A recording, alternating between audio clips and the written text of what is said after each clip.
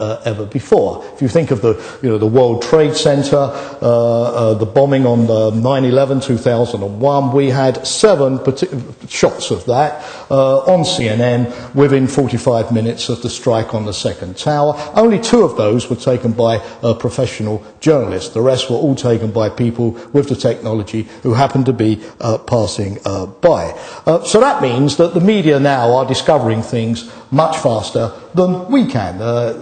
Days have long since disappeared when governments or corporations had a monopoly of news or a monopoly of the flow of information. Nowadays, the essential paradigm is that we react to things that we first learn about through the media. Even George Bush has described this very well by saying, I learn more from the CNN than I learn from the CIA. Which is a pretty sort of lamentable state of affairs, of course, when your intelligence agency is also running behind the news. Of course, the key problem here is that seeing things happen do not help us to say why they have happened. The problem, I think, for all spokespeople is that the press do not want you to say just what has happened. They know that already. They want you to say, why did it happen? The problem, of course, is we all know that if there is an airplane disaster or a car accident, you can pretty quickly understand that something has happened. But it can take several months of painstaking investigation before you can say why it has happened. And I think it's that gap between knowing and understanding that is one of the key challenges that anybody in communications faces. And of course, if that gap is too long, your credibility begins to suffer. I think the other point that I want to make at the beginning is that there is a key difference between the way that sort of people in government or corporations look at the world and the way in which the media looks at the world. And I think sometimes this is like looking at reality through different ends of a telescope. And it's very important before we start to understand that. For instance, media works essentially through TV on the basis of pictures. Of course, the Paris Match talks about, le choc des photos and le poids des mots. But we all know, of course, that the choc des photos is infinitely more impressive than the poids des mots. In other words, they look at instant reality through pictures, which are presented as presenting reality, when of course they don't present reality, they present one facet of reality. So TV asks you to look at the particular situation and believe that that is the general picture, that that is the reality of what you are seeing. And of course pictures operate on the emotions, not on the intellect. We in the sort of media business, as spokespeople, we operate on the basis of words, rational arguments, complicated descriptions of reality, linking different things together.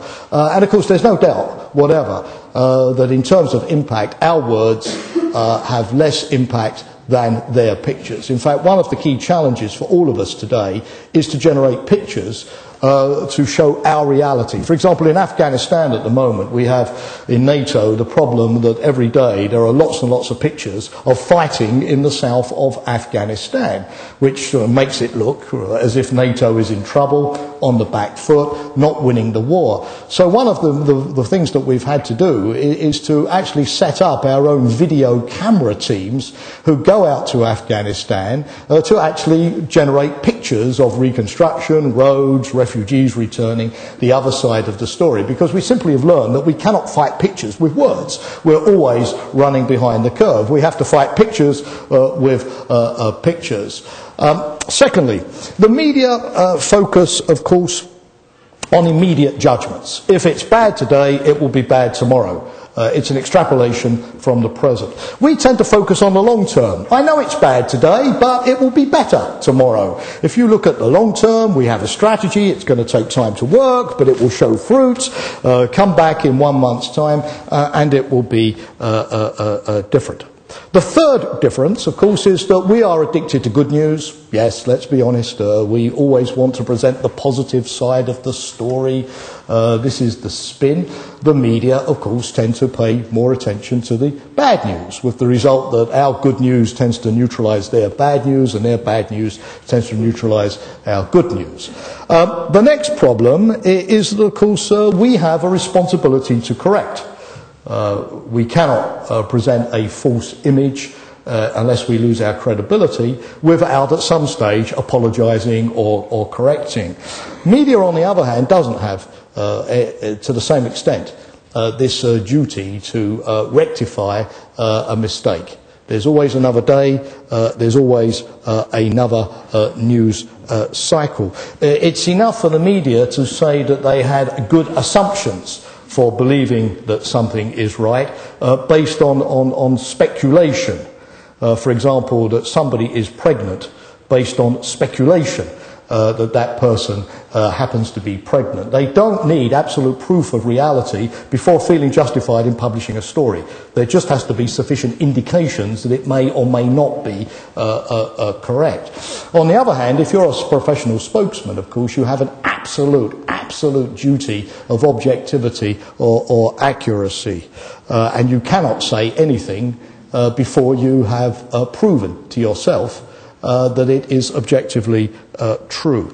The next thing is that we in government, we tend to sort of focus on objectives. You know, we're the good guys. Okay, we make mistakes. You know, we bomb the wrong target occasionally.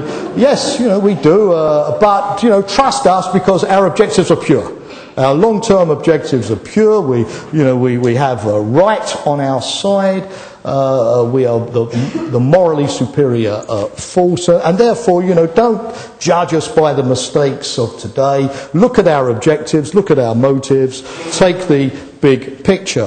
The media, of course, tends inevitably to judge on the basis of the mistakes of the day, and whereas we believe that the end justifies the means, the media tend to believe that if the means aren't perfect, there must be something bad or rotten or corrupt about the enders as well. So a perfect goal is not convincing to the media without perfect execution. Perfect delivery. Finally, if something goes wrong, we tend to focus on the external factors. It's not our fault, you know, there's no electricity because of bad weather, not our incompetence.